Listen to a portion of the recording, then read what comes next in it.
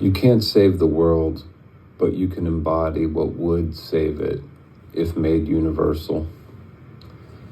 In an earlier video, I mentioned the prisoner's dilemma and related it to humanity's development of dangerous technologies, such as autonomous weapons. I wanted to expand on that a bit. In the prisoner's dilemma, you have two individuals who have been arrested for a crime that they did commit. They are separated for interrogation by the police. If neither of them talk, they get away with it. If one of them talks and the other one doesn't, the one who talks gets away and the other one gets time. And if they both talk, they both get time. They have no reason to trust one another, and they can't know what the other is doing. There's a strong incentive to confess in the hopes that the other will withhold a confession.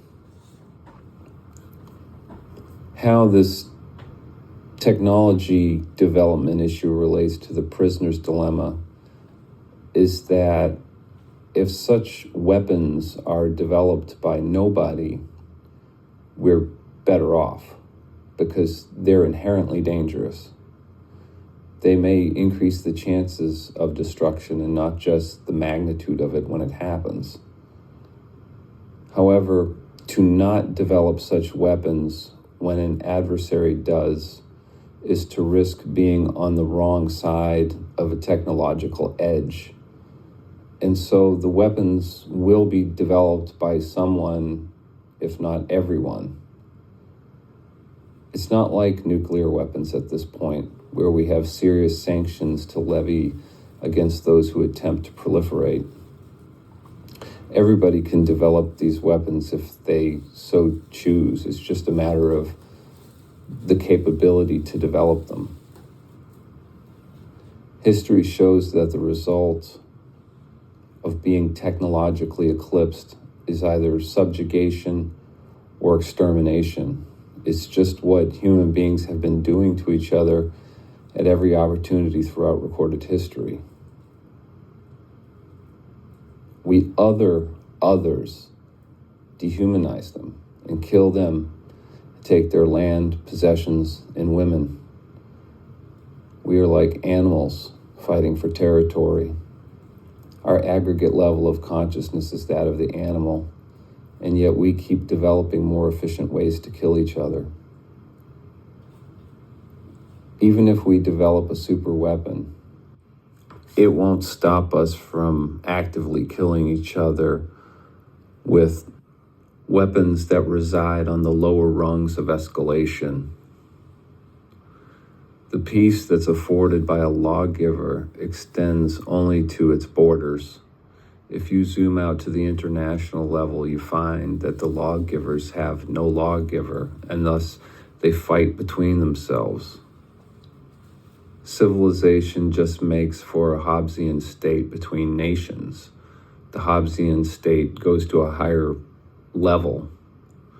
The world seems to always look like a giant risk board to some group of people. They fear if they don't play the game, everyone else will.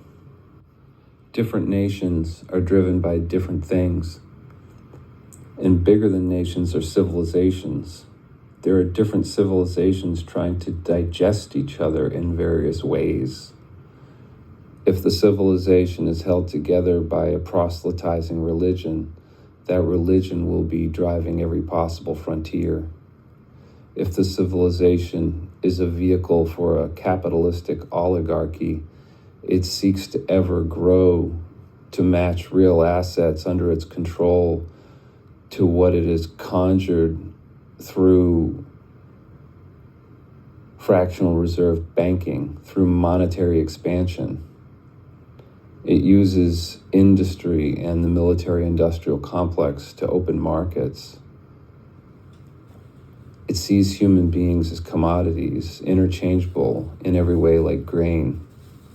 Such a civilization is controlled by oligarchs and the captains of capital who own the politicians. through corruption. To them, humans may as well be farm animals, to be controlled and exploited. In such a system, people are conditioned to be identified with superficial things, so that there prevails and persists an all against all reality and mentality. In such, the masses are less likely to vote the power structure out of control. So long as the apparatus of state is influenced by money that comes from people who are looking for a return on their investment, the political class will heed the voters only so far as to keep them from revolting. And the more divided that the voters can be made between themselves, the less heed they need to give, as the electorate is conditioned to feel satisfied when their side wins in the culture war. Meanwhile, certain companies are getting whatever they want, so long as it's not obvious to a large enough slice of the bell curve to do anything about it. They all have an expansionist mindset.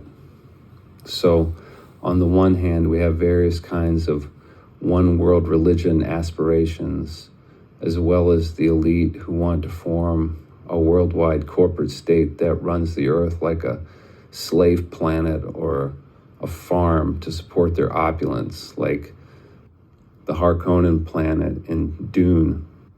I mentioned this in the comments section of one of Collective Dismal's videos, but it seems like humanity's ultimate conclusion would be the concentration of all power via corruption and technology and consolidation into the hands of one man or a tiny group that controls like a huge army of Cylons, like Boltar on Battlestar Galactica. The secular states that fall outside of this corporate one are a loose confederation of one-party states, typically with a strong man at the helm. This is how it has been throughout all of human history, different groups of people vying to secure and expand their locus of control. It's all the prisoner's dilemma. If I don't do to you, you will do to me. The persistence of this fact throughout history supports the axiom that in the aggregate, people don't change. It is, however, possible, though rare, for an individual to change. It's uncommon for a person to go from being unconscious to conscious, which is different than a change of creed or opinion or even habit. But being conscious does not make a perfect person. However, it destroys what underlies the expansionist mindset. It will destroy that. Because in consciousness, the thought loop has faded away, and that is the thing that schemes. And it is also what hides the bounty of presence, to the extent that there is a belief that what witnesses the thought loop is the subject that relates to it. That belief gives thoughts power over one state of being. In the early stages of awakening, when the implications for the individual are realized, there's a belief that a mass awakening could be possible. But it would be like expecting all trees to fruit in the same year. They're just not going to do that. It's been described by various teachers why this doesn't happen. I had mentioned in an earlier video how Ramana Maharshi described people as like pieces of wood. They're all in different states of dampness, different levels of dampness. And so the fire is not going to ignite them all at once.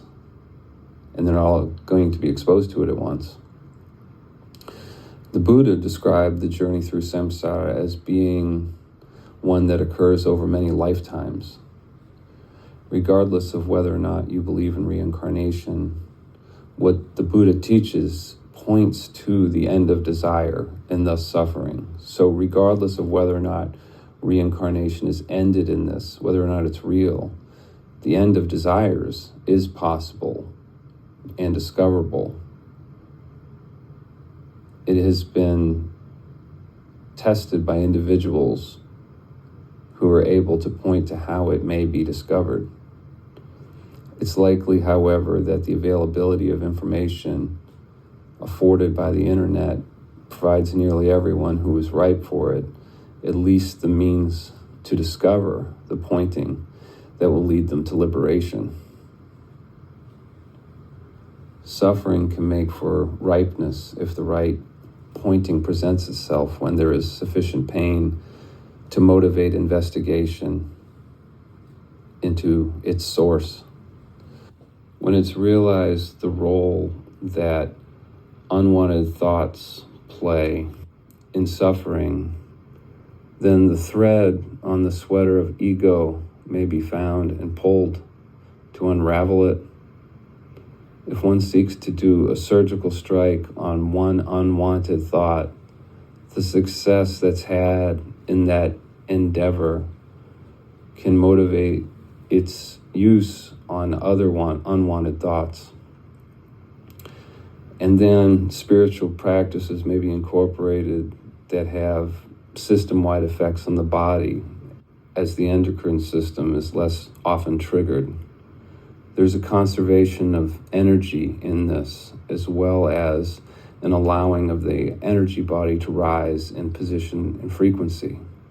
The thoughts that once determined the energy body's vibration are no longer connected to the identity by unconscious belief, as that belief has been destroyed in the mind's exposure as a dependently originated imposter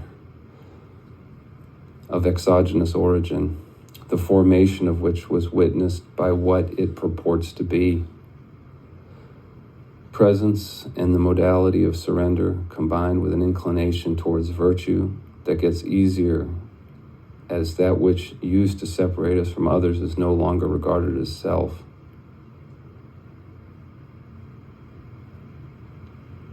These diminish the walls, and that diminishing of the walls doesn't render us ignorant of actuarial realities, doesn't make us fools, but allows us to see people as individuals and not the sum of their superficial traits.